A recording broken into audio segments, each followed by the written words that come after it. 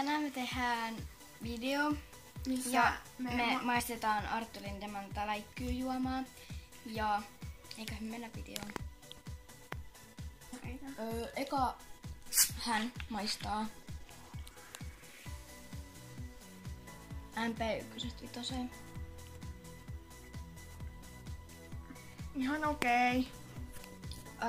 Arvosanat. 1/10 vai? 1-5. Ehkä 3. Okei, tossa kamera. Oota.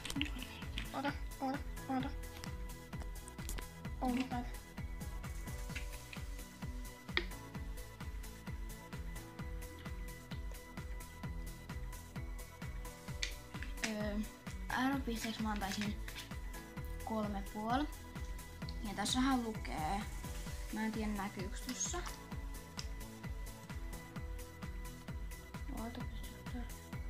No, mä en tiedä näkyykö siinä, mutta tässä lukee matala hiilihappoinen virvoitusjuoma.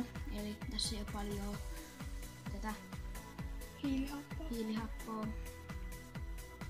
Ja tossa näkyy nuo jutut. Ei ne näy. Kakku. Ai herra. No kumminkin. Tässä on nää. Tässä on energiaa. Ja 100 millissä on 70. Ja 250 on 174%. Mut joo, tällainen meillä oli tänään.